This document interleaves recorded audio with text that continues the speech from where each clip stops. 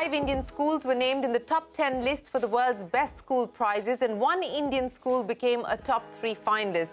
These 5 schools are outliers, outstanding in their ability to put in place teaching practices and performance that impacts not just the lives of the students, but the communities. Making it to the shortlist itself meant demonstrating community collaboration, environmental action, innovation, overcoming adversity, and supporting healthy lives. That's not a small feat, given the fact that they come from a country that ranks among the top 5 economies in the world, but one that does poorly when it comes to educating its children.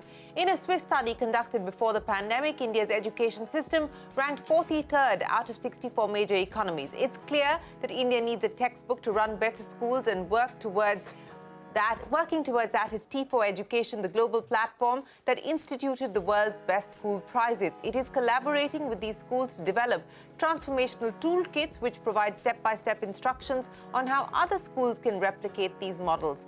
Now more than ever before, we need better learning outcomes. The learning loss suffered by India's 320 million school-going children is severe after the pandemic kept them out of classrooms for more than 2 years. EdTech was started as a solution to bridge the learning gap, but in rural and semi-urban India, it was a cart without wheels. The World Bank says the share of children living in learning poverty was already at 53% before the pandemic. It could potentially reach 70% in a post-pandemic era. So how can India transform its education system and bring innovation and collaboration to learning? Hello and welcome to Young Turks, India's longest-running show on startups and entrepreneurship. I'm Shireen Bhan. Joining me on the show today, Vikas Pota, the founder and CEO of T4 Education, and 3 social innovation leaders that run 3 of the 5 Indian schools that have been shortlisted for the world's best school prizes. Kruti Bharucha of People, Saurabh Taneja of the Akanksha Foundation, and Rohit Kumar of the Apni Shala Foundation. Kruti, gentlemen, appreciate you joining us here on the program, and congratulations to each one of you. But Saurabh, let me start by asking you, because Akanksha Foundation and your school did make it to the top 3 of the best schools list. And I have to say, I've been privileged to actually spend a day at one of the Akanksha Foundation schools. So particularly heartening to know that you've been able to achieve this feat. So Saurabh, let me start by asking you about this journey so far, but more importantly, in light of what the pandemic has done, the learning loss, but more importantly, the road ahead and the lessons to be learned. What has been the big change, the big shift? Thanks a lot, Shireen, first and foremost, for spotlighting these stories of the stronger schools, as Vikas is very aptly amplifying and advocating for the same. Look, there are 2 or 3 big lessons that at least at Akanksha Foundation we are carrying forward post the pandemic. One is that the partnership with the parents and the community is of paramount importance. For Akanksha Foundation, this philosophy was always there, but more so in the last couple of years during the pandemic, it strengthened further. And we have seen its positive impact on our children, with 99% of them coming back to physical schools as soon as they reopen. So that's one. Second, I understand that there have been fairly too many limitations on tech integration in our schools. We still believe and are hopeful for a more positive and optimistic scenario with more of hybrid learning coming into place. And we are seeing its impact again in our spaces and in some of the spaces which are innovating in a very thoughtful way, without really diminishing the role of the educator or teacher, but really using technology to complement or supplement what the teachers do. And I think if we can combine these 2 aspects, we will be able to address the short-term learning losses that we have experienced during the pandemic, Shri. Yes, collaboration with the community is going to be of utmost importance. But let me bring Vikas into the conversation. Vikas, thanks very much for joining us. I want to understand from you, what drove you to start T4 Education through the course of the pandemic?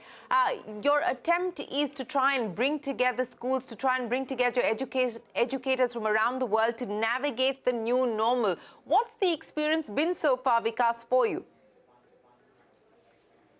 Thank you so much for this opportunity, and congratulations to all the schools who are present here today. Shireen, that's a really important question. And, I'm sure, like many of you in India, I receive a lot of presentations on the future of education, which actually drive me mad.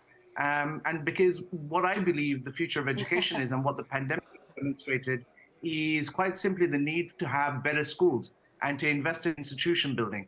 And so what the world's best prizes are is a mechanism for surfacing best practices from schools such as who are represented here today, because I believe that we have lots to learn to make sure that schools around the world can improve.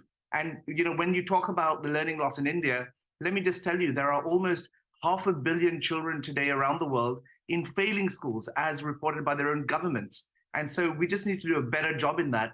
And the mechanism is one effort in trying to surfacing best practices from schools around the world so that others can get inspired, can learn, can share, can collaborate, and all these wonderful things that can flow from that. And so that's what the motivation of the World's Best School Prizes is. Well, thanks very much for sharing that with us, and you're absolutely right. The effort needs to be on how we can learn from these experiences. More importantly, how can we scale and replicate these models? But Kruti, let me come to you and understand what's happening as far as people's efforts are concerned. Now, you've been working in Delhi. You've also been working with the state government of Madhya Pradesh. To start with, Kruti, education and a bulk of driving education is still dependent on government schools and government infrastructure. How crucial is it going to have to be for the private sector, for the social sector, to continue to deepen its partnership, collaborate with the government to try and improve the quality of learning, to improve the quality of education in government schools? And how open are state governments at this point in time to this idea? You're working with two state governments, Delhi and Madhya Pradesh. What's the experience been like, Kruti? Well, I think just on your first question, I think it's going to be critical to work with the government. There are about 150 million children that study in more than 1 million government schools, and often these children are from the poorest and most vulnerable communities. So if we really are serious about transforming the state of education in the country, we must do it through the government school system and system strengthening of government schools. I think there are a lot of opportunities now. Governments are extremely open to having non-state actors and non-profits come in to support particular interventions and to actually improve the system. I think what's critical in making a government partnership successful is really co-developing and co-designing those solutions with the government, rather than taking a particular solution that an organization believes in and then kind of going in and trusting it on a large government's school system. So there are constraints. There are cost constraints, there are budget constraints, there are staffing constraints within government schools.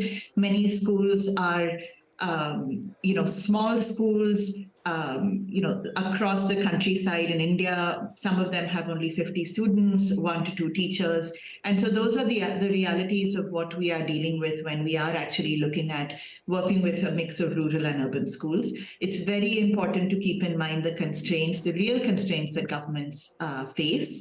It's equally important to identify champions of change at the state government and national government level, and to work very closely to actually supplement their efforts and not substitute their efforts. So as an organization, that's something that we really believe in, that it's important to really be a thought partner, an implementation support partner, and also through our school in Delhi, to actually show what is possible. You're absolutely right in pointing out that there are constraints which are real constraints that one has to learn to navigate and live with. But Rohit, that's exactly the point that I want to address with you and your experience at Apni Shala, because you're also collaborating with about 20 plus government schools. To Kruti's points, these are real challenges, whether it's budgetary constraints or staffing constraints. How do you ensure that you do, in her words, supplement government's efforts as opposed to substituting them? And what is the ideal model going forward on how we can actually take these successful models and replicate them across different parts of the country? Rohit. Thank you, Shireen, and thank you, Vikas, for this experience of going through the prize, because that definitely gave us a lot of reflections. One, I think, absolutely agree with Kruti in understanding that governments are open, they are engaging and opening up more and more dialogue here. What we are also understanding is that what is the type of school we are trying to kind of replicate, and when we are thinking about education, what is the core piece that education is missing at this point. So when we went into schools in 2013, when we started Apni Shala's work, what we noticed was that there is some academic work that is already happening. There is some physical development work that is already happening. But what was missing in schools was that social and emotional development piece. And that's exactly what Apnishala said, that we don't want to start doing what the government schools are already doing, but how can we bring in what is not there? And there is enough and more research that says that without social and emotional development, without well-being, learning of any sorts cannot happen. You can have the best teacher in a math classroom, but if the child has experienced abuse in the house or is hungry right now, they cannot learn. And that's when bringing in education and mental health together was very, very critical.